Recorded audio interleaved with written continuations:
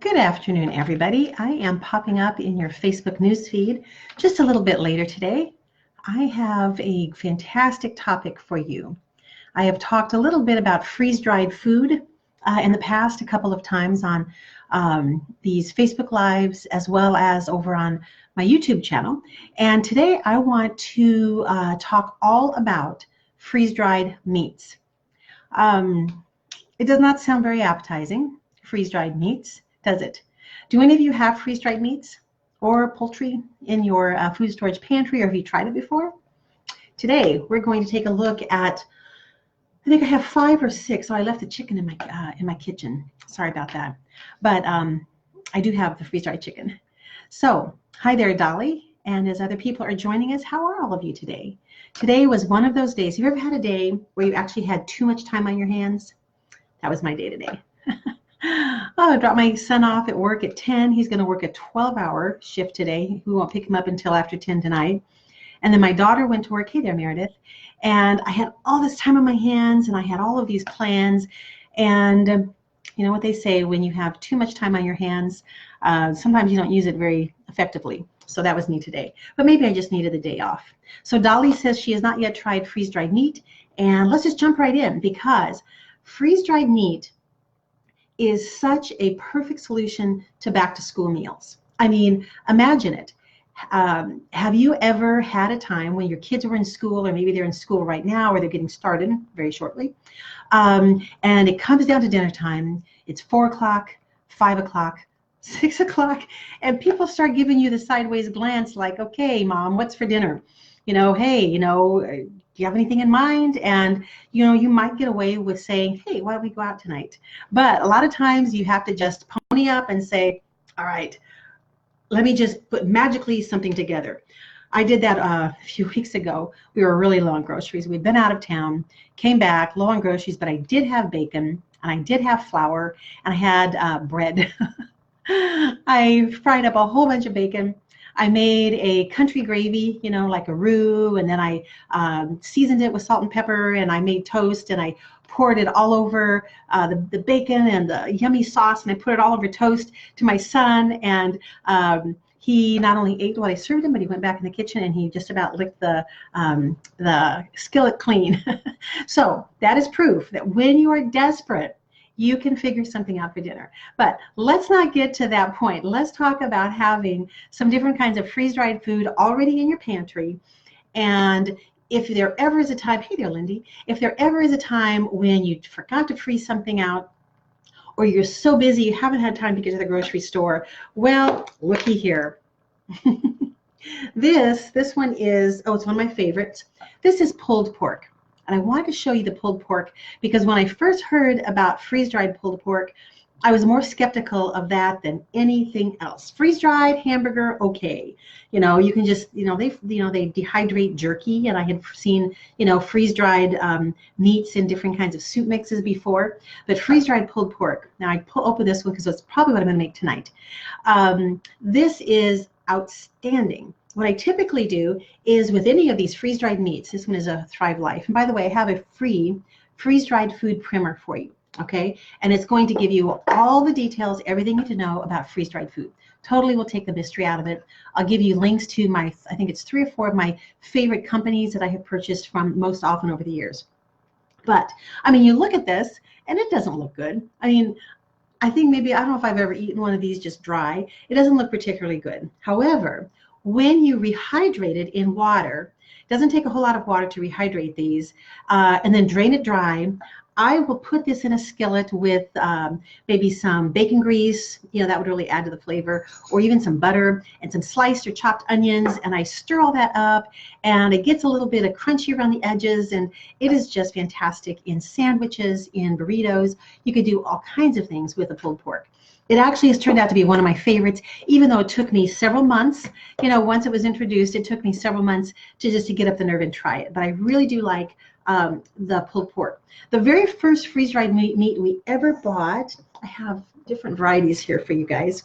Oh, ground beef, all right? And I've actually fed this to our dogs. I think I told you in one of my other freeze-dried food chats that I was mixing up a mixture for my dogs and putting it in those Kongs. You might have seen those before, and they absolutely loved it, of course. And it was this. This is what I used. So let me see. Actually, I'll show you this. This is what looks dry, okay? And this is just freeze-dried ground beef. Can you imagine at the end of the day, and I sound like a commercial, but I just, a lot of times freeze-dried meat is the one thing that I can understand people turning their nose up at it. You can understand freeze-dried strawberries, you can understand freeze-dried carrots or freeze-dried onions, but when you start talking about meat, you get a little bit maybe squeamish. It's like, I don't know, how safe is that? I don't know if I want that around. But when you look in here for the ground beef, you'll notice that there is 0 fat and there is 0 waste. With the pulled pork, I didn't point it out. I'll show it to you again. But there's no fat you have to trim off. There's no bone that you have to trim away. It is just all 100% pork. So one of the beauties of freeze-dried meat and poultry is that what you see is what you get. It is already 100% prepped. So what I did with my freeze-dried ground beef, that was the first freeze-dried meat we ever purchased, is that kind of looks like dog food. My dogs would happily eat this, but I have a little bit rehydrated. It's kind of leaking there. I just rehydrated in a small amount of water, and it smells like ground beef, and I can drain this, and then I can use it in whatever recipe I want. So that is how easy it is to rehydrate, and it's only been sitting here maybe 10 minutes or so, 10, 15 minutes. So you're busy at the end of the day, and you think, okay, it is kind of weird to go and pull out this and say, okay, everybody, give me just 20 minutes and I'll have dinner ready. But that is how it works. This is one of my favorites, and it actually took me by surprise. This is the older packaging with Thrive Life. But this one took me by surprise also, because these are sausage crumbles, and they really do smell just like sausage. And I have used these in marinara sauces. I've put them, I see some thumbs up coming along. I don't blame you if you have tried this before. I've used these as a pizza topping mixed with eggs. It is just one of the most versatile foods that you can, freeze-dried meats that you can buy. It's already seasoned. It's seasoned just like any kind of sausage. Super easy, super quick. I like that a lot. I have 2 more. When you're shopping around for freeze-dried meat, it is going to be one of your pricier purchases. But remember, there's no waste, there's no bone, there's no fat. Any liquid in the meat or the chicken, it's already been drained. So it is 100% ready to go. And it is just, you get only the meat or only the poultry. So when you're shopping around different brands, and when you get my freeze-dried food primer, all right, make sure you get that. The link of it is in the description for today. When you get that, you'll see links to other companies. I highly recommend that you could do your best to compare apples to apples. So for example, most of these companies will carry freeze-dried ground beef. That's a simple one. So look to see what the portion size is. Are they saying a 1/4 cup is a portion size? And if so, how many calories? And how many portions does one container hold according to Legacy Foods or according to Thrive Life? And begin to get a feel for, well, how much is this? How much am I paying per serving? And then honestly, if you have big eaters, if you have like some teenagers, if you're going to be feeding, some adults, you might even think, well, I don't think that 1 serving is going to be quite enough for them. But let me give you my top tip for saving money when it comes to freeze-dried meat and freeze-dried poultry. Look for recipes where this is freeze-dried ham cubes. Not very good with being backwards here. Look for recipes where the freeze-dried meat is just an ingredient. All right, just a simple ingredient. So if you're making a soup, for example, you might be surprised. You make this a fabulous soup. You have veggies in there. Maybe you have some pasta or some rice. And maybe all you need is maybe a cup or maybe 1.5 cups of ham dices. And that's going to feed everybody in the family. Plenty of protein. The flavor is there, but you're not like putting out a plate of just like big, huge mound of meat. You're going to be looking for things like casseroles, some stir fries, soups, stews, chili, those kinds of recipes where the meat is just an ingredient. It is not like the main portion or the main part of the meal. So ham dices. And here's another suggestion. Actually, it's kind of an important suggestion for you. Not all companies will have the same shelf life once opened. That really surprised me. When I was buying a lot of Honeyville foods, they may have changed. But when I was buying a lot of the Honeyville foods, I noticed on their cans that they would say, freeze-dried turkey, it's only has a shelf life once opened of 2 weeks or 3 weeks. So others will say the shelf life, once opened is as long as it really needs to be protected from humidity, really, because it's going to kind of pick up the smell and the taste of just like the humid air. So you do want to keep those in a dry place. But other companies will say, hey, the shelf life once opened is 6 months or maybe longer. So that's something else to look for as you're shopping around. Finally, and I told you my freeze-dried chicken was in the kitchen, so I'll have to show you, maybe I'll do a special just on the different types of freeze-dried chicken, because you can buy shredded chicken, diced chicken, chicken slices, seasoned chicken, where the seasoning has already been cooked into the meat. But these are beef slices. Now, these are a lot bigger. So you might want to look at something like this. I know it doesn't look very appetizing at all, but you might want to look at maybe beef slices in something like a stew. And so the recipes that you're going to be using for these meats, you're going to kind of find the recipe that's best suited for that kind of meat. So for example, pulled pork, it is just excellent in barbecue pork sandwiches. I might even make that tonight. Since these are much, much bigger chunks of beef, and it's real beef, it's not fake beef. It's real beef. This with a bigger piece, it might be more suitable, like I said, in a stew. Something where you would maybe have it like a big, bigger pieces, like stew meat. If you put that in your chili or in different kinds of beef stews. Super easy to use. Lightweight. It's already prepped, as I mentioned before. At this time of year, if you're starting to think about meals, maybe you work during the day, or someone in the family, maybe a daughter or daughter-in-law, they work during the day and then they come home and they have to make dinner. If you ever notice that even though you're tired and you don't know what you're going to make for dinner, your family never says, we don't want to eat. And if they do, something is really wrong. So that is just a few tips for you for using freeze-dried meat, freeze-dried poultry. There is freeze-dried turkey. I mentioned the ham. I've seen freeze-dried shrimp before. I don't think I've ever tried freeze-dried shrimp.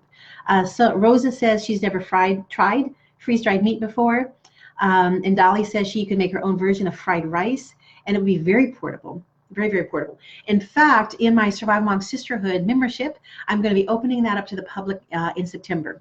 Coming up in November, we're going to have a special mini masterclass on using these kinds of meats to make mountain house style meals. So you don't have to go and buy mountain house, emergency meals. You can just make your own. And it's very, very easy, specifically with this kind of ingredient. So I'm looking and just saying hello to everybody. Dolly wants to know, after opening the can, do you store it in the freezer or on the shelf? It can be stored on the shelf. Since I live in a more humid area, I really do have to be aware of the humidity. So here's what you could do. You could take a can. These are my sausage crumbles. You could take your sausage crumbles, use what you are going to use, okay, and then pour the rest in a canning jar.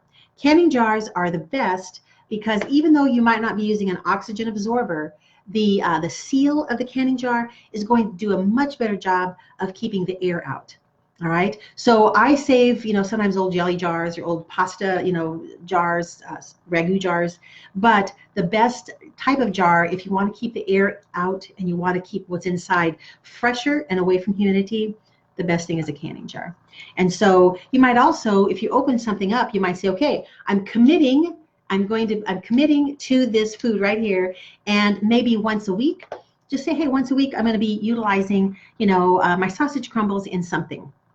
Breakfast tacos, breakfast burritos, like I mentioned, lasagna, a lot of types of food where you want that sausage flavor in the meat. So I hope that helps. Be sure to get the freeze-dried primer. And Sherry wants to know, how do you know the shelf life of the cans? It's going to say on the outside. And remember, open or closed, you always want to have these stored in a cool and dark location. Now, because the food is already in a can and the can is closed and sealed, the light is not going to impact the food. Light, believe it or not, deteriorates the nutrients of a lot of foods. So that's why you very often, whether you buy a bottle of vanilla or you buy cinnamon or just about any food, store it in a dry, dark, cool location, and that goes for these foods too.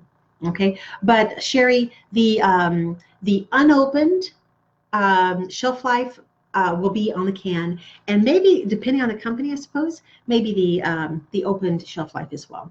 And yes, you can go ahead and refrigerate this if you want to. But I would say that when you look at a can like this, you're making a commitment. Okay, so you can either reseal this in a canning jar, you can reseal it in something like like a food saver. You can use that. But you can also just say, I'm going to, we're going to make 2 meals a week, and using, until this is all used up, and that works too. So hope this helps. You can get that primer by going to thesurvivalmom.com/freeze dried food, all one word. And I will be back. Busy time around my house, actually.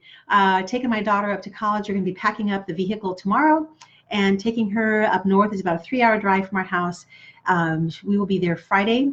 And then next week, the middle of the next week, I'm going out of town. I'm actually going to a conference up in Toronto. And I'm going to be learning how to make my membership, Survival Mom Sisterhood, even way better than it already is. And I think it's pretty awesome right now. So if you have questions about freeze-dried food, you can leave them here. If you're watching this on YouTube, you can ask the questions or leave your comments about freeze-dried meat and freeze-dried poultry. And I think that's all for today.